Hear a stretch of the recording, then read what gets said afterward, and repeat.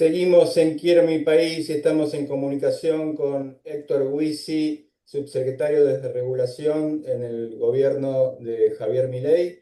Hola Héctor, gracias por atendernos. ¿Qué tal? Buen día. Un Bueno, gusto estar con vos, Nacho, y tu gente. gracias por atendernos. Sabemos que tenés un perfil bajo y que nos das muchas notas, así que muchas gracias. Y bueno, un poco siempre en Quiero mi país preguntamos a la gente que se dedica en política cómo es que empezó su trayectoria. Sabemos que sos ex legislador, ex Senacom, estás en el equipo de Sturzenegger, tenés una trayectoria política extensa en UPAU, allá por los 80. Contanos un poco cómo te iniciaste, cómo Bueno, fue. hiciste, Ignacio, si me permitís, una síntesis cronológicamente inversa. Arrancaste por Sí, el final, yo te la hago en el sentido inverso. Por aparición en el tiempo, yo tuve una trayectoria política iniciada en el Partido Demócrata de la Ciudad de Buenos Aires. Después en la UCD, pero mi mayor militancia juvenil fue en la universidad. Fui fundador de Unión para la Apertura Universitaria, la agrupación que nucleó en la década del 80 a dirigentes liberales, conservadores, centristas de diversos partidos en la universidad y que tuvo un rol muy importante en esa década, compitiendo mano a mano con Franja Morada, la expresión del radicalismo. Eh, y después cuando me recibí, digamos, me volqué a la actividad privada, siempre guardé algún vínculo con la política, fui candidato en el 95 a convencional estatuyente de la Ciudad de Buenos Aires, este, pero siempre después estuve en el sector privado hasta que allá por 2013 volví, fui legislador de la Ciudad de Buenos Aires 2 años por el PRO. Y después, cuando Macri asumió la presidencia, me sumé como secretario de Tecnologías de la Información y las Comunicaciones. No estuve en el ENACOM, estuve inicialmente en el Ministerio de Comunicaciones y después en el Ministerio de Modernización. Volví al llano nuevamente en el 2019, en diciembre del 2019, y me sumé al gobierno de Javier Milei en abril del año pasado, inicialmente como subsecretario de Comunicaciones y Conectividad, y después ya me sumé al ministerio que conduce Federico Sturzenegger de Desregulación y Transformación del Estado como subsecretario de Simplificación y Desregulación. ¿Cómo era la política cuando vos empezaste comparada ahora? Mira, a ver, yo la principal diferencia que le encuentro quizás tiene que ver con que nosotros fuimos militantes de partidos minoritarios, ¿no? Entonces, es muy distinto estar en un partido que es una minoría que aspira a tener una mínima representación parlamentaria y que puede ser, si querés, más puro ideológicamente, a experiencias que han tenido que ver con partidos que o son gobierno, como ha sido el PRO, o como es la Libertad Avanza. Yo creo que los partidos como instituciones se han debilitado. Bueno, diría que prácticamente han desaparecido, como lo que supimos conocer en el reinicio de la democracia en la Argentina en la década del 80 y del 90.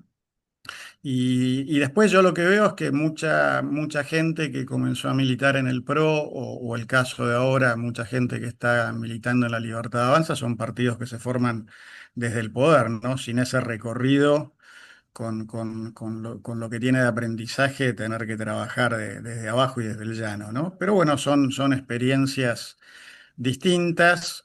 Creo que hoy los liderazgos son más personales, no solo en los dos casos que te mencionaba, sino en general los ves también en otros partidos, ¿no? O sea, yo diría la principal diferencia, si tuviera que poner un título, es que los partidos son menos relevantes y hay una desinstitucionalización, si querés, un poco de la política. ¿Cómo ves la política en la ciudad y en el país? Bueno, a ver, empiezo por la ciudad. Yo creo que la ciudad de Buenos Aires es históricamente una ciudad, entre comillas, rica, que le ha permitido, precisamente por su riqueza, disimular muchas falencias que tiene la ciudad en su administración.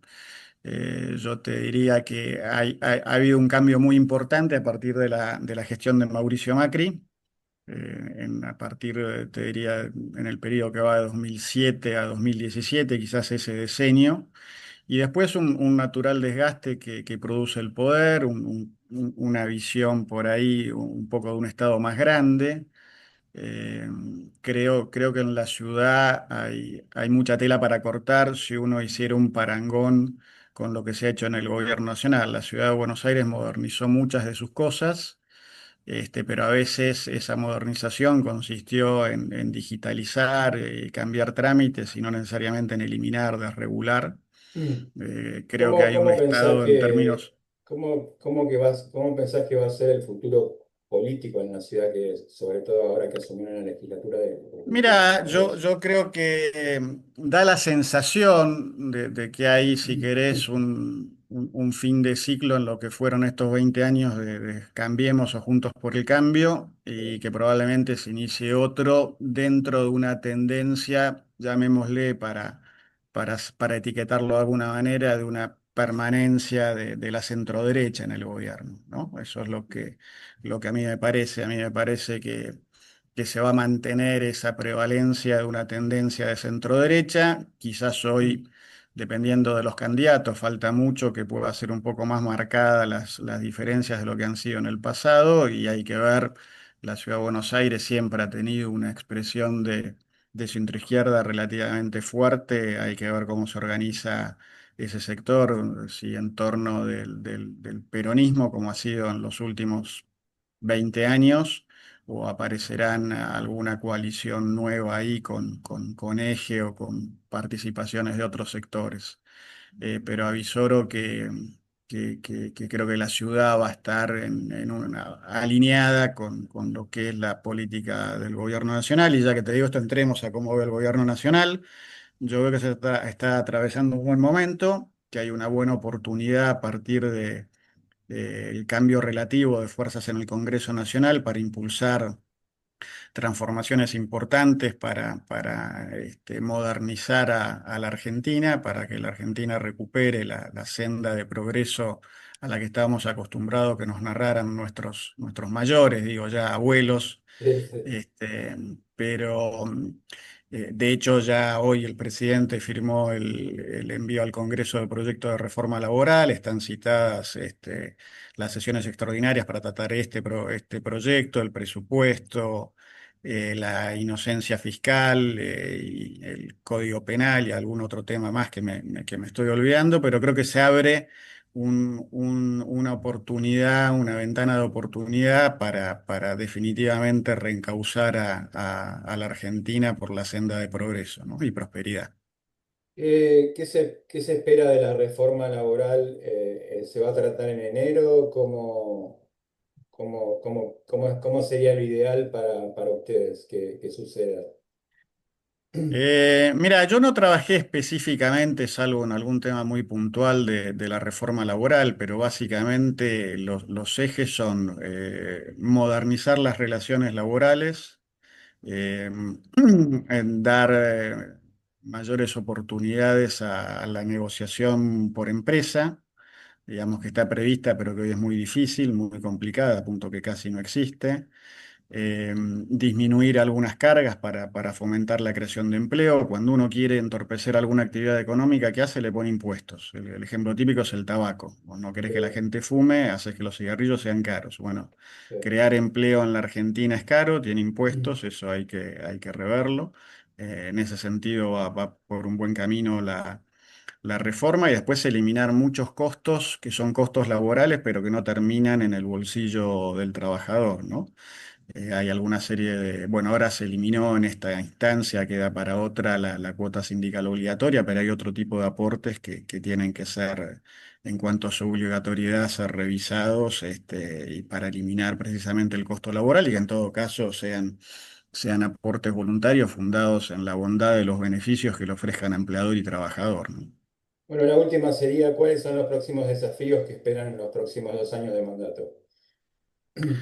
Bueno, yo creo que desafíos hay muchos. De hecho, vos conocés que Federico Sturzenegger trabajó en un ambicioso plan de desregulaciones normativas, de las cuales algunas se plasmaron en el DNU 70 del 23, otras en lo que conocemos como Ley Bases, pero muchas han quedado afuera. Bueno, algunas ahora se empiezan a incorporar en estos proyectos de ley que yo te mencionaba, pero también hay una agenda de llevar adelante algunas reformas que no fueron incluidas en estas normas y también otras que por decretos delegados o por decretos de necesidad y urgencia que después fueron revertidos por el Congreso han quedado truncas. Así que seguimos con nuestra agenda de desregulación, de quitarle piedras y obstáculos a los argentinos que producen. Ayer hubo un tuit muy interesante de Federico resumiendo la actividad del año, donde lo ejemplificaba con esto, con una carretilla llena de piedras, que eran las piedras y los obstáculos que le habíamos ido quitando a lo largo del año a la producción en la Argentina, y la agenda es seguir con eso, como te digo, aprovechando este cambio de fuerzas relativas en el Congreso que nos permite posicionarnos mejor para impulsar aquellas reformas que requieren de una modificación de leyes, pero sin perder de vista que hay un montón de cosas que no dependen del Congreso, que son decretos, resoluciones tanto del organismo de la Administración Central como descentralizada, y que vamos a seguir impulsando como lo venimos haciendo hasta ahora para precisamente quitarle el pie de encima a los sectores que producen, que generan trabajo y divisas en la Argentina. Bueno, doctor Héctor Huisi, muchas gracias por la comunicación con Quiero Mi País. Seguimos en contactos, éxitos en la gestión, en lo que va, en lo que queda. Y bueno, hasta la próxima. Un placer, un gusto, que tengan felices fiestas y que tengamos todos los argentinos un excelente 2026. Creo que así será. Dios quiera que sea así.